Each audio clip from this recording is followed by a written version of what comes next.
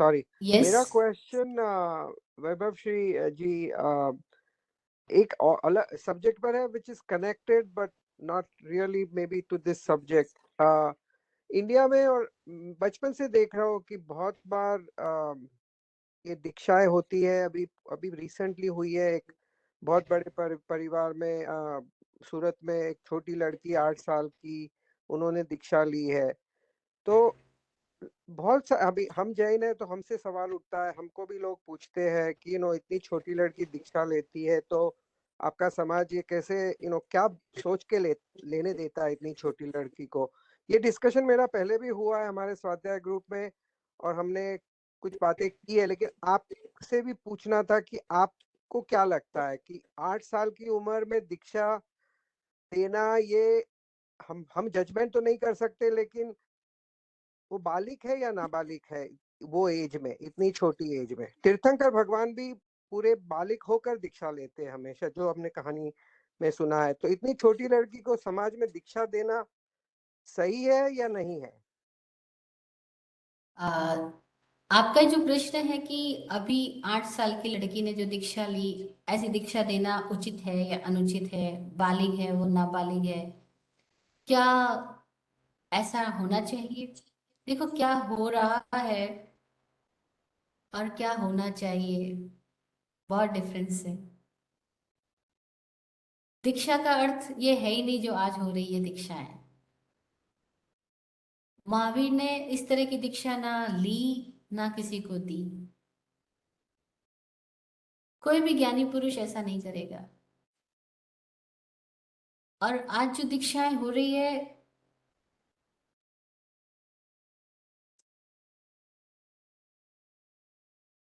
हकीकत में ये एक ऐसी सम्मोहित स्थिति कहूंगी मैं समाज की, साधु संतों की अपनी, कि वे खुद जिस दशा में है अभी खुद ही संत नहीं हो पाए, खुद ही शांत नहीं हुए। ये आचार्य हो या उपाध्याय हो, 50 साल हुए उनको दीक्षा को, 60 साल हुए, आप देखो उनके भीतर भी अभी ठहराव नहीं आया। वे स्वभावस्थ हुए ही नहीं है। वे अपनी ग्रंथियों से मुक्त नहीं हुए, निर्ग्रंथ नहीं हुए, और वे दूसरों को दीक्षा दे रहे हैं। जो निर्ग्रंथ ही नहीं हुआ वो किसी को दीक्षा दे ही कैसे सकता है? लेकिन दी जा रही है। और जो दीक्षा ले रहे हैं वो तो प्रभावों में आकर के ले रहे हैं, एक सम्मोहन में है। उनको बता दिया गया कि कपड़े बदल देने से संन्यास हो जाता है, जैसे कि नहीं होता। अगर 8 साल की बच्ची को दीक्षा देनी है तो दो, लेकिन उसके साथ में ये ओपननेस रखो कि ये बच्ची इस संस्था में आकर के धार्मिक शिक्षण लेगी, साधना करेगी, इसके बाद भी इसको समझ आए तो रहे, इसको समझ नहीं आए तो उसको अपनी समझ के साथ अगली गति करने के लिए खुला है आकाश। क्या ऐसा समाज तैयार है? हम जरा भी प्रैक्टिकल नहीं है दीक्षाओं को लेकर के, बस केवल इमोशनल है। और सब इमोशंस में होता जा रहा है। देने वाले भी अपने भावों के इमोशंस में आके दे देते हैं, लेने वाले भी इमोशंस में इमोशनल आके ले लेते हैं, और लेने के बाद पछताते हैं। इतने साधु संतों के साथ मैं आज भी कनेक्टेड हूँ, पहले भी कनेक्टेड रही हूँ, ये मोस्टली लोग पछतावा कर रहे हैं। और अब खाली समाज के भय से, असुरक्षा के भय से वो वापस वहां से हटते नहीं है। एक दोहरी जिंदगी जीते, कॉन्फ्लिक्ट भरी जिंदगी जीते हैं, खुद के साथ भी सच्चे नहीं हो सकते वहां पर। ये दीक्षा ही नहीं है। इनको दीक्षा हम शब्द दे देते हैं, केवल हम सब सम्मोहित है, इसीलिए हम बस बड़े बड़े ऊंचे ऊंचे नाम दे देते हैं। कपड़े बदलने को हम संन्यास कह देते हैं, कपड़े छोड़ने को हम पलायन कह देते हैं या भ्रष्ट कह देते हैं। वो कह रहा, दीक्षा का मतलब तो एक ऐसी आंख मिल जाना जहां व्यक्ति अब खुद को देखने लग जाए। दीक्षा का मतलब है ना जाग आ जाना, जागृति का नाम दीक्षा है। और जागृति की तो वहां संभावना ही बहुत कम नजर आती है, क्योंकि सब लोग इतनी तरह की परंपराओं और क्रियाओं में बंधे हैं और बांधते चले जाते हैं लोगों को, और शब्दों में बांध रहे हैं। सत्य कभी शब्दों में कहाँ मिल सकता है? लेकिन शब्दों को ही सिखाया जाएगा, देखना। इनको बस किताबें पढ़ना सिखा दिया जाएगा, व्रत उपवास करना सिखा दिया जाएगा, और कुछ परंपराओं का पालन करेंगे और ये महाराज साहब के रूप में सम्मानित हो जाएंगे, और वो मान बैठेगी कि मैं महाराज साहब बन गई। इससे संन्यास कहाँ घटित हुआ? जरा से विपरीत स्थितियों में ले जाके देखो तो पता लगेगा। और वैसे प्रयोग करने की तो वहां पे छूट ही नहीं है कि विपरीत स्थितियों में ले जाके देखा तो जाए, तो पता लगे अंदर कितना क्रोध पड़ा है, कितना लालच पड़ा है, कितनी काम वासना पड़ी है, कितनी बेचैनियां हैं। हर कोई तो यहाँ बेचैन नजर आ रहा है मुझे तो। कोई आचार्य उपाध्याय साधु इतने जगह जगह पे धर्म अलग अलग परंपराओं में मैं जाती हूँ, मिलती हूँ, आज आज तक भी मिलती हूँ, और अभी भी किसी ऐसी साधु संस्था के साथ बैठी हूँ मैं यहाँ पे जहाँ आज हूँ। लेकिन मैं देख रही हूँ हर कोई बेचैन है, और फिर भी वो शिष्य बनाए जाते हैं। कैसे शिष्य बना सकते जब आपको खुद को ही चैन नहीं मिला इतने सालों के संन्यास में? तो आप किसी को कैसे चैन दे पाओगे? खुद ही मुक्त नहीं हुए हो, खुद ही भय से पीड़ित हो, लालच से पीड़ित हो, और आप किसी को कैसे अभय की बात दे पाओगे? अभय का मार्ग दे पाओगे, दिखा पाओगे? दिखा ही नहीं सको। तो जिसको ये लोग दीक्षाएं कह रहे हैं, संस्था और जो ली जा रही है समाज के अंदर, ये सब एक तरह से सेल्फ हिप्नोटिज्म है। हम खुद ही खुद को सम्मोहित करके अच्छे अच्छे नामों के साथ जी रहे हैं, हम बिल्कुल भी प्रैक्टिकल नहीं है। और जो समझ ही नहीं आई जिस चीज का, उसका त्याग तो हो ही नहीं सकता। और दीक्षा का मतलब खाली बाहरी स्थितियों का त्याग करना या बदलना नहीं है। दीक्षा का मतलब भीतर में कुछ ऐसी स्थिति आ जाना, जैसे अभी आपने संवर तत्व की बात सुनी, तो ये तो भीतर में एक साक्षित्य की स्थिति में आ जाना संवरित होना है। इसका बाहर में मैंने रात को भोजन छोड़ दिया तो मैं संवरित हो गया, या स्त्री का साथ छोड़ दिया तो संवरित हो गया, बिल्कुल भी ऐसा नहीं है। दिलो दिमाग में तो वही चलेगा। कहाँ संवरित हो गए? और जरा सी वो सिचुएशन आ जाएगी तो पता लगेगा अंदर में क्या पड़ा है। और आज का जो साधु समाज है वो तो मोस्ट ऑफ पाखंड से भरा हुआ है। हर जगह पाखंड है ही। आप थोड़ा सा भी आंख खोल के सजग होके देखो, आपको पता लगेगा कितनी हिपोक्रेसी है। पट्टे पे कुछ और बात कही जा रही है, पीछे कुछ और किया जा रहा है। ये साधु संत किन किन चीजों में इन्वॉल्व नहीं है, लिप्त नहीं है? क्यों कहते हैं हम साधु है, क्यों कहते हैं संसार छोड़ा? जरा उनका एक शिष्य अगर उनकी जगह किसी और को मानने लग जाए ना, उनके अहंकार को इतना ठेस पहुंचेगी, उनके भीतर की ईर्ष्या ऐसी जाग जाएगी, वो द्वेष की तुला पे पहुंच जाएंगे, और फिर कहते हैं हम साधु है। महावीर ने साधु का अर्थ क्या कहा? असुप्ता मुनि, सुप्ता अमुनि। जो असुप्त है, जो जागृत हुआ है, वह मुनि है।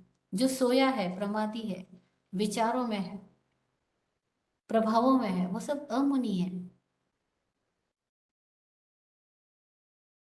और केवल माँ बाप को भी बहका दिया जाता है, साधु संत बड़ी बड़ी बातें करते हैं, और माँ बाप भी उस बहकावे में आकर के या तो खुद ही ले लेते हैं, अपने बच्चों को भी वहां भेज देते हैं। और थोड़ी देर बाद में जब ये प्रवाह हट जाएगा, जब इमोशन का ये ज्वार उतर जाएगा, जब उसको समझ आने लगेगी, वो जब 14-15 साल की या 16 साल की होगी, उसके अंदर बहुत सारे चेंजेस आएंगे, तब क्या होगा? वो वहां पे अकुल आएगी, बेचैन होएगी, और वहां पे कोई मुक्ति का मार्ग नहीं है, क्योंकि वहां प्रैक्टिकलिटी नहीं है। जीवन की संभावनाओं का तो गला घोंट दिया जाता है वहां पे। आप देखो कोई भी पंछी है, वो पिंजरे में रहने के लिए थोड़ी पैदा हुआ है, वो तो उड़ने के लिए पैदा हुआ है। लेकिन हमारे हर जगह पर, हर एक जीवित चेतना को, जीवित व्यक्ति को, हम सब लोग कितनी कितनी दायरों में बांधते ही रहते हैं, बांधते ही रहते हैं। हम खुद को भी बांधते हैं, दूसरों को भी बांधते हैं, और नाम दे देते हैं धर्म का, मोक्ष का। क्या होगा? यहाँ आपको कोई एक साधु साधु को देख के ये फील हो जाए कि इनके भीतर कोई बेचैनी नहीं है, परम तृप्ति है, परम आनंद है, तो बताना मुझको।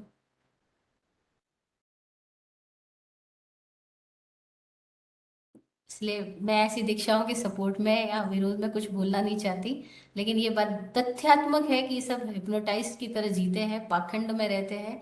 और यहाँ मुझे कोई बिना बेचैनी का व्यक्ति अभी तक तो मिला नहीं है साधु समाज में, जिसमें कोई भय नहीं हो, कोई बेचैनी नहीं हो, कोई लालच नहीं हो, ऐसा मुझे कोई नहीं मिला।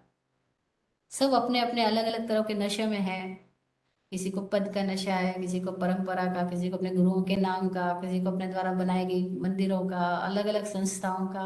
सब अलग अलग तरह के नशों में ही जी रहे हैं। और नजदीक से जब जाके देखती हूँ, सब डरपोक है। सबको असुरक्षा की भावना खल रही है। और दीक्षा लेके उनको लगता है समाज सुरक्षा दे रहा है, समाज दूसरी पानी दे रहा है, रहने को स्थान दे रहा है, बड़े आराम से रह पा रहे हैं। बस, और वो उसी की व्यवस्था में साधु संत भी लगे हैं, पूरी जिंदगी जुटाने में लगे रहते हैं। मुझे कोई फक्कड़ फकीर जो बेचैनी से मुक्त हो गया हो, परम तृप्ति को उपलब्ध हो गया हो, ऐसे लोग, मैं तो लकी हूँ, मुझे 2 लोग मिले ऐसे। पर वो साधुओं के कपड़ों में तो नहीं मिले। विराट गुरु जी जब मिले थे, मैं हैरान हुई। वो साधुओं के कपड़ों में नहीं, क्योंकि वो समझदार थे, उनको समझ आ गया कि यूनिफॉर्म में तो सब भटके हुए लोग हैं। वो यूनिफॉर्म वालों के पास गए थे यूनिफॉर्म पहनने के लिए, लेकिन उनको समझ में आया तो वो भटके हुए लोग हैं, खुद ही अहंकार से पीड़ित है। नहीं गए वो। ऐसे ही स्वामी जी है, वो भी जैन परिवार के हैं। उनकी भी मम्मी ने कहा जब तुमको सन्यास में जाना है तो इधर जा। लेकिन वो बोले मैं बैठ के बात तो करूं। और जब उन्होंने साधु संतों के साथ बात की, 1 घंटा 2 घंटा, इनकी माँ ने इनके पास बैठ के सुना, क्योंकि इनकी माँ तो बहुत ज्यादा पारंपरिक रूप से धर्म करने वाली लोग, स्त्री महिला रही है। लेकिन जब बातें सुनी तो समझ में आया, मेरा बेटा जो स्थिति को उपलब्ध हुआ है, इन साधुओं में से किसी में वो स्थिति नहीं है। इनको पता ही नहीं कैसे जीना जाता है। तो I am not agree to इस तरह के संन्यास लेने देने में। कोई मुझे साधु मिले तो सही, पहले खोजती हूँ मैं भी। जैसे मैं दंपतियों को देखती हूँ तो खोजती हूँ कोई प्रेम से रहने वाले हैं भी, या सब झगड़े फसाद करने वाले हैं। ऐसे ही मैं साधुओं को देखती हूँ तभी सोचती हूँ कोई है क्या जिसको तृप्ति मिली हो, शांति मिली हो, बेचैन ना हो। मिलता ही नहीं है, सॉरी टू से। आप खुद ही समझ लीजिए। थैंक लेकिन यू। ये, हाँ, हाँ ये बोलिए। इसीलिए यही आपसे पूछा था कि आपने इतने कुछ पहले अपने कथानुयोग बहुत सारी अ, आप आपने बहुत पढ़ा है, हमसे बहुत ज्यादा पढ़ा है, तो हमारे तत्वों में भी कहीं इसके बारे में है क्या, इतनी छोटी उम्र में लेने के। यही एक प्रश्न था कि ये मुझे बहुत लोगों ने पूछा है, मेरे जो नॉन जैन और जैन फ्रेंड्स है, ये काफी सुना है, लड़कों की भी हुई है 8-10 सालों में और लड़कियों की भी हो रही है छोटी छोटी उम्र में। तो इसका प्रेसिडेंस बोलते हैं ना, प्रेसिडेंस है क्या अपने हिस्ट्री में, जो जैन हिस्ट्री है, या जो मुझे नहीं मिला, और यही मैं आपसे पूछना चाहता था कि ऐसा है क्या कहाँ पे। अच्छा, किताबों में तो मिल जाएगा कि बहुत सारे लोग हुए हैं जो 8 साल की उम्र में दीक्षित हुए, 9 वर्ष की उम्र में हुए, 16 वर्ष की उम्र में हुए। और हिस्ट्री में बहुत सारे ऐसे एग्जाम्पल्स है, जैसे अवंता मुनि का आता है। छोटी उम्र में ही उन्होंने, पर वो उम्र से कोई संबंध नहीं था, उनकी प्रज्ञा से संबंध था, उनकी भीतर की स्थिति से संबंध था। और दीक्षा देने वाले जो थे वो जागृत लोग थे। जैसे महावीर के पास कोई आ रहे हैं, वो महावीर खुद जागृत है। वो, उनको पता है कि इसकी उम्र से कोई लेना देना नहीं है अवंता मुनि की उम्र से। वो तो अवंता मुनि तब 8.5-9 साल की उम्र के भी रहे होंगे। उनको तो दीक्षा दी महावीर ने, क्यों दी? क्योंकि वो उसके भीतर की चेतना की उस भव्यता को देख पा रहे हैं। लेकिन क्या आज ऐसे गुरु है जिनके पास ऐसी दृष्टि हो कि वो देख पाए कि शिष्य की चेतना की क्या स्थिति है?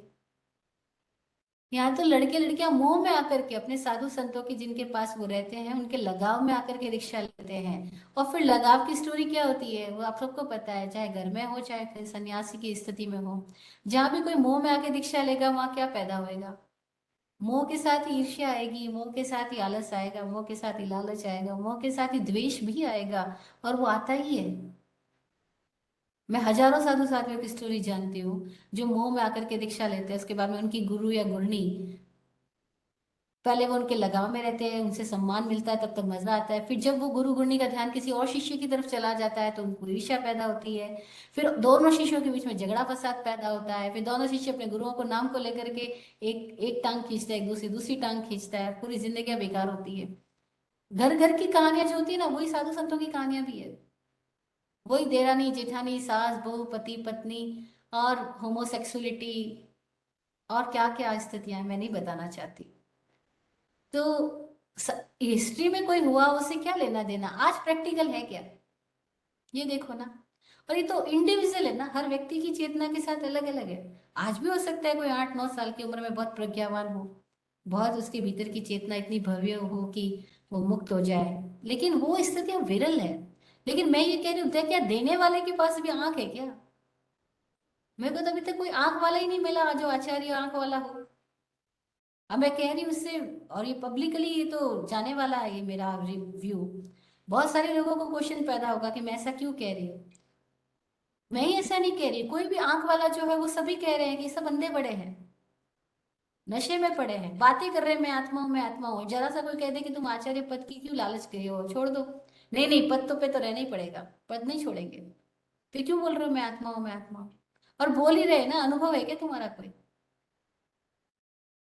पर ऐसे ही चल रहा है, बड़ी बड़ी बातें बोली जा रही है बिना अनुभव के। और फिर सैकड़ों लोग उनको तारीफ देते हैं तो उनको ऐसा लगने लगता है, कॉन्फिडेंस हो जाता है, मैं जो बोल रहा हूँ मैं ठीक ही बोल रहा हूँ और मैं ठीक ही हूँ, क्योंकि सैकड़ों लोग पैर छू रहे हैं। और जो सम्मान मिलता है ना, इस सम्मान के साथ सत्य मर जाता है, सत्य की खोज प्यास ही पैदा नहीं होती, क्योंकि लोग सम्मान को पाने में ही पूरी जिंदगी बिता देते हैं और सम्मान से अपने झूठे अहम में जीते जाते हैं। और हमने इस दीक्षा को कितना सम्मानीय बना लिया। अब जब सोचो जरा, अगर संसार को लोग, दीक्षा लेने वाले लोग बोलते हैं कि संसार व्यर्थ है, संसार मिथ्या है, संसार कर्म बंधन का कारण है, मैं संसार को छोड़ रही हूँ क्योंकि यह पाप का कारण है, तो जो कोई व्यक्ति किसी चीज को छोड़ देता है जो उसको व्यर्थ ही लगती है, तो क्या व्यर्थ को छोड़ने का विज्ञापन किया जाता है क्या? भाई आपने कोई चीज खाई, जैसे मान लो आपने कुरकुरे ही खाए हो, पैकेट में से कुरकुरा खा लिया, आप उस पैकेट को छोड़ा, तो क्या उसका विज्ञापन करोगे क्या, मैं कुरकुरे का पैकेट छोड़ रहा हूँ? आपको नया बंगला मिल गया, नया घर मिल गया, आपने पुराने टूटे फूटे घर को छोड़ दिया, तो क्या आप पुराने टूटे फूटे घर का विज्ञापन करोगे क्या, मैं इस घर को छोड़ रहा हूँ, इस घर को छोड़ रहा हूँ, और आपको नया मिल गया, इतना मौज रहोगे? और सोचो जरा, स्वामी जी एक एग्जाम्पल देते हैं, बहुत प्यारा एग्जाम्पल लगता है मेरे को, कि एक लड़का भी किसी लड़की के प्यार में पड़ जाता है, या एक लड़की किसी लड़के के प्यार में पड़ जाती है, तो उनका चेहरा बदल जाता है, उनके चेहरे पे अलग ही तरह की गरिमा, एक अलग ही तरह की रूप निखर आता है, एक अलग ही तरह की उनकी मनोदशा हो जाती है, उनको फिर कुछ और नहीं दिखता, वो उसके मौज में रहते हैं। लेकिन यहाँ तो लोग परमात्मा के प्रेम में जा रहे हैं दीक्षा लेने वाले, लेकिन इनके सबके चेहरे देखो जरा, एक के भी चेहरे पे वो परम तृप्ति, परम भक्ति, परम आनंद, परम मौज नहीं दिखाई देती। सबको, सारे साधु संतों को अपने कल की फिक्र है, अपने गोचरी की फिक्र है, अपने सम्मान की फिक्र है, अपने नाम की फिक्र है, और यही सब कुछ पकड़ा दिया गया। अब सन्यासी को नाम से और बदनामी से क्या लेना देना? लेकिन पूरी जिंदगी सन्यासी भी नाम रूपी धन कमाने में लगा रहता है, यश रूपी पैसा बनाने में लगा रहता है, और क्या पैसे वाले को पकड़ रहा है, क्या क्या नहीं हो रहा है, मुझे मुझसे ये बातें बोलने की आवश्यकता ही नहीं, क्या क्या छल प्रपंच नहीं हो रहा, क्या क्या पार्टी पॉलिटिक्स नहीं हो रही, क्या क्या भाई भतीजावाद नहीं हो रहा, क्या क्या राग द्वेष नहीं हो रहा, क्या हमें दिखाई नहीं पड़ रहा? मंदिरों के नाम पर, चौमासों के नाम पर कितना पैसा बटोरा जा रहा है, जहाँ पैसे वाले लोग हैं वहीं चौमासे किए जा रहे हैं, चौमासे से पहले कंडीशनिंग हो रही है, क्या हमें सब नहीं पता? इन साधु संतों में कौन व्यापारी कम है? हर कोई अपने अपने स्तर का व्यापारी है, हर कोई अपने अपने अपने स्तर का लालची है, हर कोई अपने अपने स्तर का डरपोक है, हर कोई केवल धर्म की बातें पट्टे पे कहता है, आस्था की बातें कहता है, भीतर सब शंकाओं से भरे हैं, भीतर सब चिंताओं से घिरे हैं। और कोई एक आध आपको ऐसा मिल भी जाएगा जो ये सब कुछ नहीं कर रहा होगा, इन क्रियाओं में लिप्त नहीं होगा, तो उसको इस तरह की क्रियाओं में लिप्त नहीं होने का घमंड होगा। वो घमंड के साथ कहेगा कि मैं किसी मंदिरों की प्रतिष्ठा नहीं कराता, मैं कोई दान नहीं कराता, वो घमंड के साथ कहेगा कि मैं बड़े खर्चे नहीं कराता चौमासे में, उसका घमंड उसका नशा है। और ये दोनों तरह के लोग आपको मिल जाएंगे, एक अति क्रियावादी है, वो दूसरे लोगों की निंदा से भरे हैं और अपने अहंकार से भरे हैं, और एक जो अल्प क्रियावादी है, वो अपनी अलग तरीके की सुविधा की मानसिकता से भरे हैं, सुविधा लोलुपता से भरे हैं। मुझे तो कोई निष्पक्ष, कोई संकेत, कोई संयमी, कोई एक्चुअल अर्थों में अपने भीतर में मौज से भर गया और तृप्त हुआ हो, साधुओं के कपड़ों में तो नहीं मिला, मिला लेकिन साधुओं के कपड़ों में नहीं। इसीलिए ऐसी दीक्षाओं को मैं तो प्रधानता नहीं देती, और मैंने दीक्षा ली उसके फर्स्ट ईयर से मेरे पास बहुत लड़कियां आती थी कि हम भी दीक्षा लेना चाहते थे, मैं कहती मत लो। बोले क्यों, आपने तो ली। मैंने कहा ये समाज पे निर्भर जिंदगी है, आपको एक सोसाइटी पे डिपेंडेंट होकर के पूरी लाइफ जीनी पड़ेगी, और फिर सोसाइटी के लोग तो अपनी तरीके के लोग हैं, वो अपने नॉर्म्स पे तुम्हें चलाएंगे। क्यों रहना, अपनी स्वतंत्र जिंदगी जियो, और सावधानता से अपने आप को साधो, स्वाध्याय करो, ध्यान करो। आत्म मुक्ति की साधना जितनी आराम से आज गृहस्थ के जीवन में हो सकती है, उतनी साधुओं के जीवन में तो नहीं हो सकती, क्योंकि साधुओं के पास तो इतनी तरह की बाउंड्रीज है, वो भी बिना कारणों की, बेबुनियाद, ऐसे उन्होंने खुद ही खुद के लिए बंधन बना लिए। जिसमें वो अपने स्वाध्याय में आगे नहीं बढ़ सकते, ज्ञान पाने के लिए अलग अलग स्थानों पे नहीं जा सकते, साधनाएं भी मुक्त होकर के नहीं कर सकते, बल्कि ध्यान भी करना चाहे तो नहीं कर सकते। सुबह से शाम लोगों का तांता लगा रहता है और वे भी लोगों में उलझे रहते हैं। ना जाने कितने तरह के उन्होंने भी अपने अपने अलग अलग एक्टिविटीज निकाल रखी है, जिसका कोई लेना देना नहीं है। साधु का मतलब तो था जो मौन हुआ, जो अपने भीतर गया, जो अपने आत्मा की शोध में लगा। ऐसा कोई साधु हो तो बलिहारी है। ऐसा कोई साधु, उनको मेरा प्रणाम है, जो निर्ग्रंथ है, जिसको कोई कॉम्प्लेक्स ही नहीं, कोई भीतर में ग्रंथ ही नहीं है, जो जैसा भीतर वैसा बाहर है, वो साधु है। तो मजेदार बात है। और बाकी जो आज सन्यास के नाम पे जो भी साधु संस्थाएं मुझे देखने को मिलती है इस इंडिया में, चाहे दिगंबर हो, चाहे श्वेतांबर हो, चाहे कोई भी हो, चाहे तेरापंथी हो, सबको जो पकड़ाई गई है मानसिकताएं, वो मानसिकताओं से मुक्त ही नहीं हुए हैं वो लोग। और जो अपने मन की किसी जाल जंजाल में बना हुआ साधु है, वो साधु ही कहाँ है? वो तो एक बहुरूपिया ही हुआ। और ऐसे हम थे ही और है ही। हम देख पाए तो अच्छा है, निष्पक्ष देख पाए। मुझको किसी से कोई द्वेष नहीं है, लेकिन जो परम तृप्त हुए ऐसे लोग मुझे कई साधुओं में नहीं मिले। जो मेरा अपना अनुभव है वो आपके साथ शेयर कर रही हूँ, और इसके लिए थैंक मैं यू। जिम्मेदार हूँ। Thank you. यस। आपने मुझे यही पूछना था, बिकॉज इतने छोटी उम्र में जो दीक्षा होती है उससे समाज पर भी एक लोगों जो जैन धर्म में नहीं जन्मे हो या जिनको नहीं ज्ञान हो जैन धर्म का कुछ भी, उनकी एक अलग धारणा हो जाती है कि इतने छोटे बच्चों को आप दीक्षा कैसे दे सकते हो। उनको रिनंसिएशन क्या है, उस शब्द का क्या पता उस एज में, वो पता ही प्रश्न। नहीं। भगवान महावीर ने स्पष्ट कहा, ये समण सूत्र में आता है कि असंजमम परियाणामि संजमम उपसंपवज्जामि। इस सूत्र के का अर्थ है कि असंयम का परिज्ञान कर लेने पर संयम की स्थिति को व्यक्ति स्वयं में उपलब्ध होता है। मतलब असंजमम परियाणामि, यहाँ त्याग अर्थ नहीं आया, त्यागना शब्द आया ही नहीं है, परिज्ञान शब्द आया है। परिजानामि यानी परिपूर्णता से जान लेना। जो असंयम को परिपूर्णता से जान लेता है, वह संयमम को संपवज्जामि, वह संयम के निकट, संयम की स्थिति में प्रव्रजित होता है। यानी स्वयं में उसमें उसकी संयम में गति होगी। इसका ऐसे समझो, कोई गेंद पूरी ताकत से नीचे की दिशा में जाती है तो वो पूरी ताकत से ऊपर की दिशा में भी चली जाती है वापस, धसका खा करके। क्योंकि वो नीचे गई है, उसका स्वभाव तो नहीं वापस ऊपर उठेगी। तो ऐसे ही हमारे भीतर कोई स्थितियां हैं जिसमें मुक्ति का तरीका यही है कि हम प्रवृत्ति के कारणों में गहराई से पहुंच जाएंगे पूरी जागृति से, तो उस प्रवृत्ति में से ही निवृत्ति निकल आएगी। आज जो दीक्षा के मायने हैं, दीक्षा की संस्था है, ये सब तो एक तरह से भ्रांत है। इस सूत्रों के अर्थों को भी नहीं समझती है, और फिर कोई अर्थों को शब्द रूप से समझ भी ले तो जीवंत रूप से समझने वाले नहीं है। और जो जीवंत रूप से समझने वाले हैं वो फिर किसी परंपराओं में कैद ही नहीं है। उनको तो मुक्त हो गई क्योंकि उनको समझ आ गई। जो अनुभव को उपलब्ध हो गए वो फिर सन्यास के कपड़ों में कैद नहीं है, वो तो समझ गए हैं। लेकिन जो अनुभव को उपलब्ध नहीं हुए हैं और होना ही नहीं चाह रहे हैं, बड़ी बात तो ये, आज जो साधु संस्था है वो तो खुद के साथ सच्चा होकर के साधना करने के लिए पहली बात तो तैयार नहीं, साहस नहीं। और अगर कोई तैयार हो जाए तो उसको वैसा माहौल भी नहीं है। क्योंकि आज साधु साधु साधु कहाँ है, सन्यासी सन्यासी कहाँ है? वो तो एक सामाजिक संस्था का सदस्य बनने जा रहा है।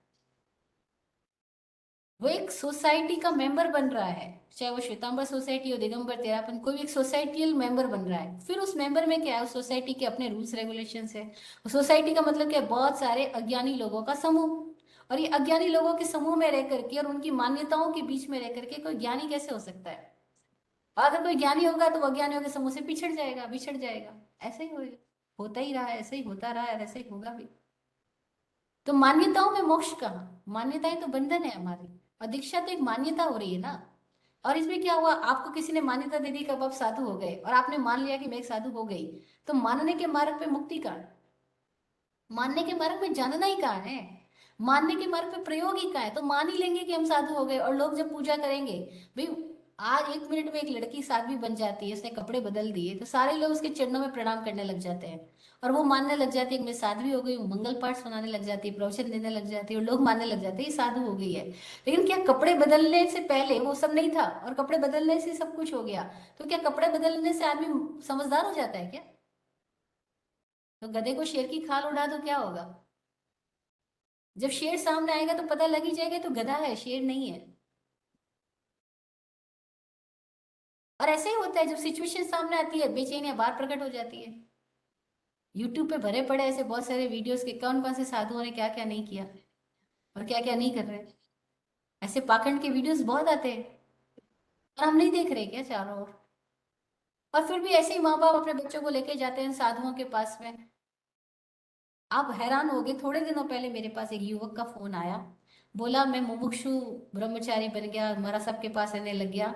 लेकिन बाद में उनके पास रह के मुझे पता लगा वो लोग इतना झूठ बोलते, इतना पाखंड करते हैं।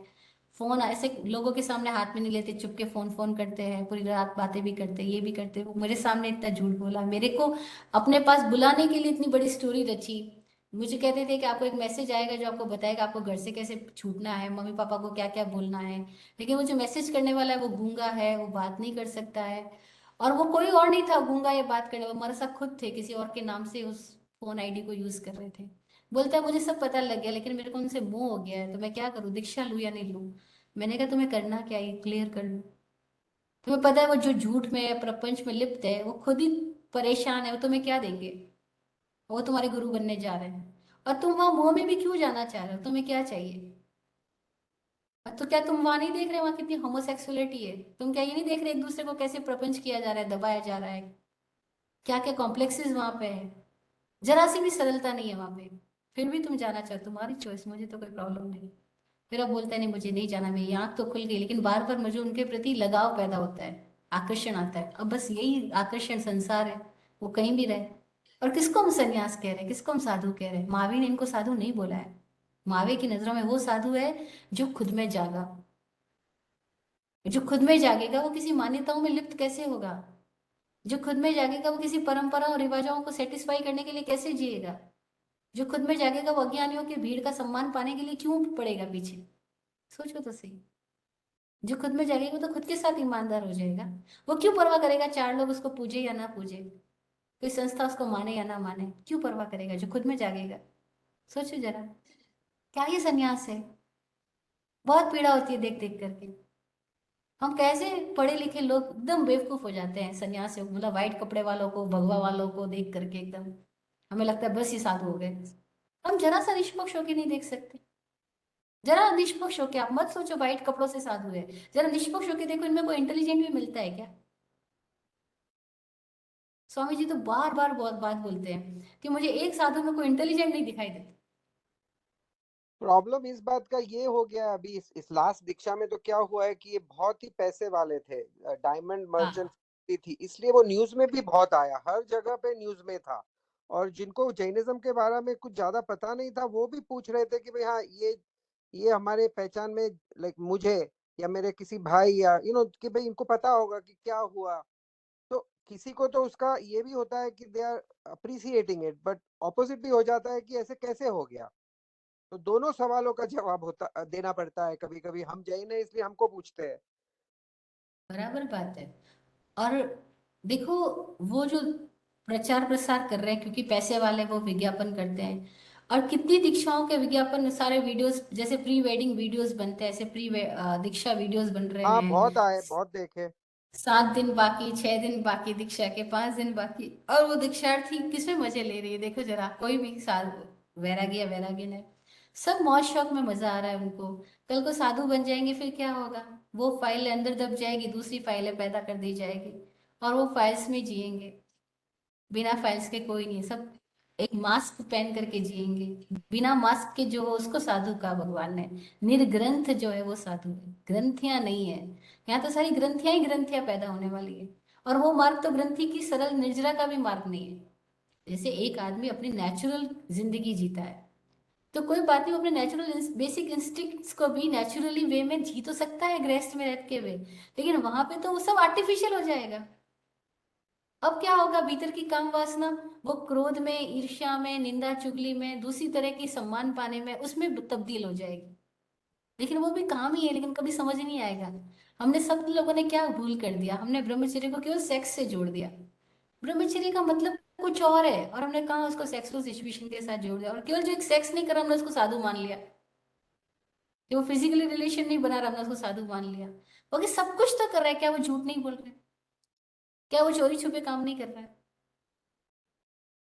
क्या वो अपने भीतर में द्वंद में नहीं है, तो हिंसा में ही तो है? क्या भीतर की पीड़ाएं खत्म हो गई है? तो हम किसको साधु बोल रहे हैं, किसको दीक्षा बोल रहे हैं?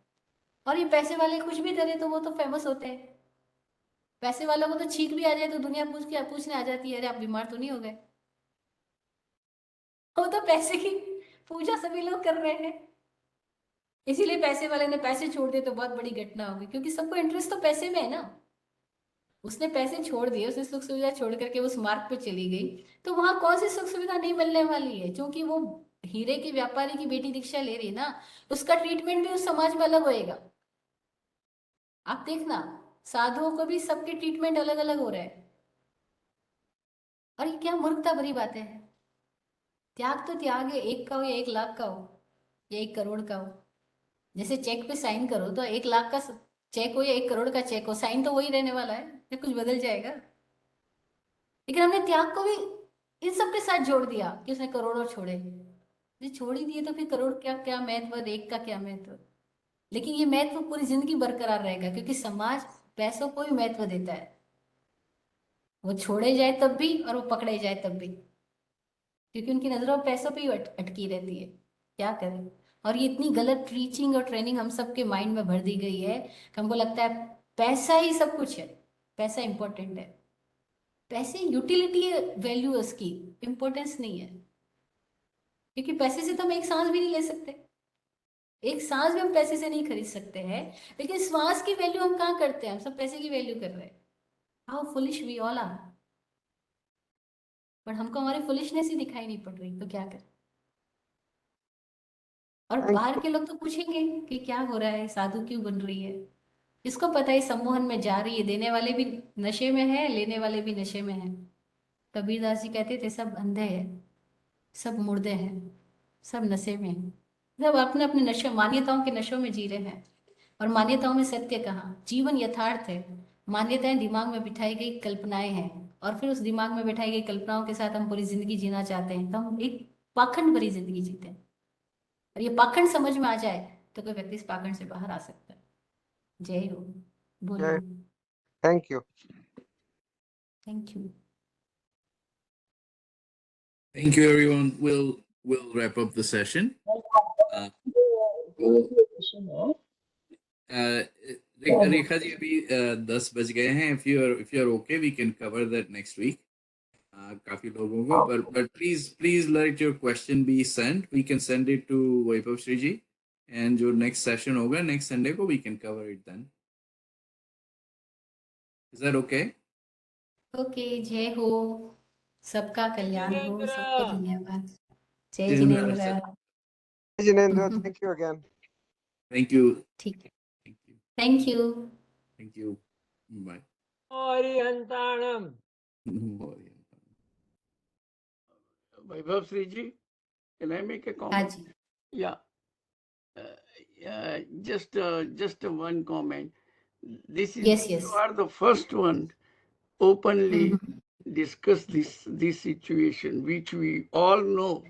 Okay, but not many people would come out, and those who have experience coming through that one and making this kind of the statement, we really appreciate, and telling our children this is what the reality is. Okay, and Yes. I hope Jit Bhai and others know who are really looking for this kind of the answers. We have a block committee in education also, and the block committee, bringing out different kinds of the questions, and we are bringing out each answer, from a team of Pathshala teachers. Okay, and I don't know whether you really aware about the block committee or not, but whenever you have the time, I will send you the link, or Amit Bhai will send you the link. Okay. Well, Just I get to them go regularly. through the I range. always Okay. read them. Thank you. Yeah, that is a very good Thank you. discussion. I do get them. Thank you. Thank you. Okay. All right. Thank you, everyone. Good night to everybody in the US and good morning to everybody in India. Jai Jinendra, everyone. Thank you, Vaibhav Shiji. Mathe Mandami. Mandami. Thank you. Kirmandami. Thank you. Welcome. Jai.